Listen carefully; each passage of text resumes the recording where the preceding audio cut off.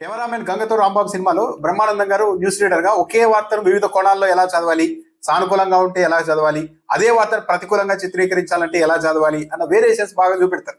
బాగా పాపులర్ అయిన comedy scene అది. ఏబిఎన్ ఆంధ్రజ్యోతిలో కూడా ఒక వార్తను తమకు అనుకూలమైన వ్యక్తులకు సంబంధించిన వార్తను ఎంత సింపుల్ గా చెప్పాలి, విమర్శించకుండా ఎలా చెప్పాలి అన్న దానికి సంబంధించి ఒక వార్త. సీతానగరం మండలం మునికూడలిలో సీఎం చంద్రబాబు మనవడు నారా దేవాంశ్ పేరుతో ఉన్న ఘాట్ ని అభివృద్ధి చేస్తున్నారు. మునికూడలిలో ఘాట్ ఎమ్మెల్యే బత్తుల బలరామకృష్ణ పరిశీలించారు. 32 మీటర్ల పొడవున మునికూడలి ఘాట్ తూర్పుగోదావరి జిల్లా సీతానగరం మండలం మునికూడలి వద్ద నారా దేవాంశ్ పేరుతో ఒక ఘాట్ ఏర్పాటు చేశారు. పెద్ద బోర్డు పెట్టేశారు. నారా దేవాంశ్ అంటే ఎవరో కాదు, ముఖ్యమంత్రి మనవడు నారా దేవాంశ్ పేరుతో ఏర్పాటు చేసిన ఘాట్ను ఎమ్మెల్యే బత్తుల బలరామకృష్ణ అక్కడ పనుల్ని పర్యవేక్షించారని ఏపీ ఆంధ్రజ్యోతిలో చెప్తున్నారు. ఈ బత్తుల బలరామకృష్ణ ఎవరు? Janasena party MLA, Telugu Desam party MLA కూడా కాదు.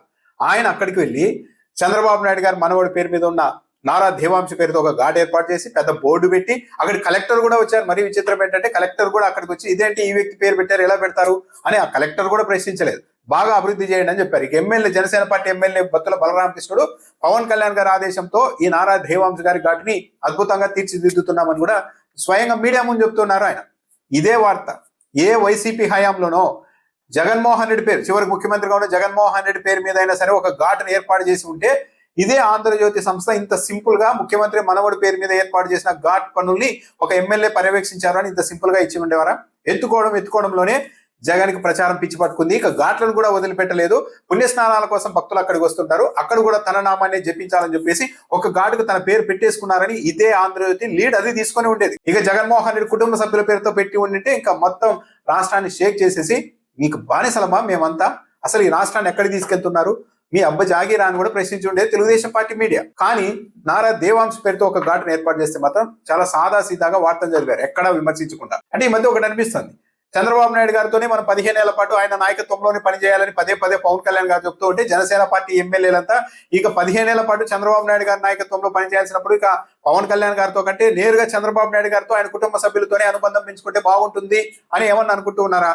లేకుంటే ఎవరైనా చెప్పారా? చంద్రబాబు నాయుడు గారికి, నారా లోకేష్ గారికి నారా దేవాంశ్ అంటే విపరీతమైన ప్రేమ సహజంగానే ఉంటుంది. కాబట్టి ఆ మనముడిని ఏకంగా మనం కితాబ్ ఇచ్చేలా ప్రశంసిస్తూ వెళ్తే చంద్రబాబు నాయుడు గారి గుడ్ లుక్స్ మన మీద ఉంటాయని జనసేన పార్టీ ఎమ్మెల్యేలు ఆ ఆలోచనకు వచ్చారు. ఎందుకంటే కొద్ది రోజుల క్రితం జనసేన పార్టీ ఎమ్మెల్యే, చాలా సీనియర్ నాయకుడు, చెప్పాలంటే దిగ్భ్రాంతి కలిగించింది చాలా మందికి, కొణతాల రామకృష్ణ గారు అసెంబ్లీ వేదికగా నారా దేవాంశ్ అనే వ్యక్తి సాధారణమైన మనిషి కాదు, చెస్ లో అది గెలిచారు ఇది గెలిచారు అని అసలు సంబంధం లేకపోయినా సబ్జెక్టు అప్పటికప్పుడు ఒక వాతావరణాన్ని, ఒక పరిస్థితిని సృష్టించుకొని నారా దేవాంశను కూడా విపరీతంగా పొగిడేశారు కొణతాల రామకృష్ణుడు గారు. చాలా మంది దిగ్భ్రాంతి చెందారు.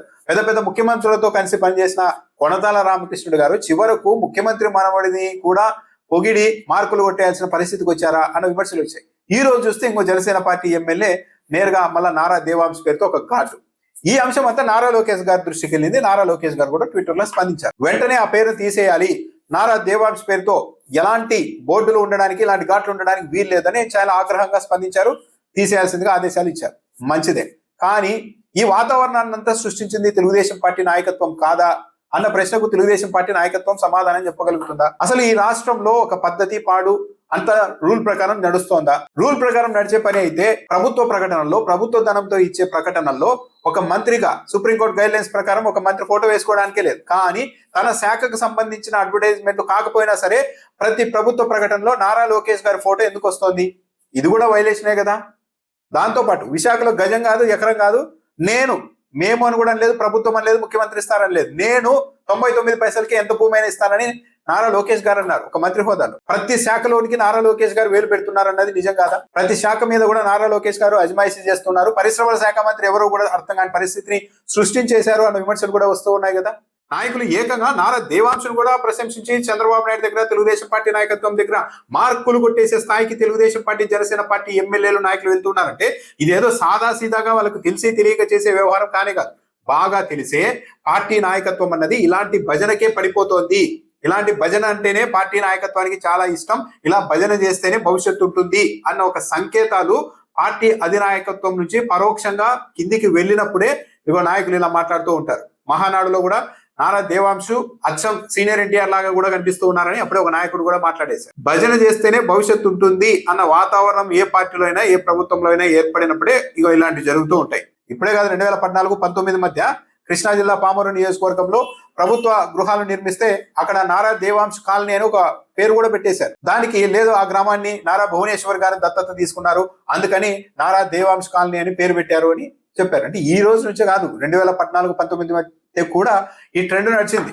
పైగా అప్పట్లో కూడా చంద్రన్న కానుక, చంద్రన్న క్రిస్మస్ కానుక, ఉగాది కానుక, చంద్రన్న సంక్రాంతి కానుక అంటే చంద్రబాబు నాయుడు గారి పేరు మీద అనేక పథకాలు పెట్టుకున్నారు. కానీ అప్పుడు అవన్నీ పెద్దగా హైలైట్ కాదు. ఎప్పుడైతే జగన్మోహన్ రెడ్డి వచ్చారో ప్రతి దాని మీద జగన్మోహన్ రెడ్డి పేరు పెట్టుకుంటున్నారు. సొంతంగా ఆయన రూపకల్పన చేసిన ప్రాజెక్టుల మీద, పథకాల మీద కూడా పేరు పెట్టుకున్నా కూడా దాన్ని ఒక పెద్ద ఇష్యూగా చేసి మొత్తం వైసీపీ గవర్నమెంట్ దిగిపోవడానికి ఇదే ఈ కారణం చాలు అన్నంత స్థాయిలో తెలుగుదేశం పార్టీ ప్రచారం చేసింది.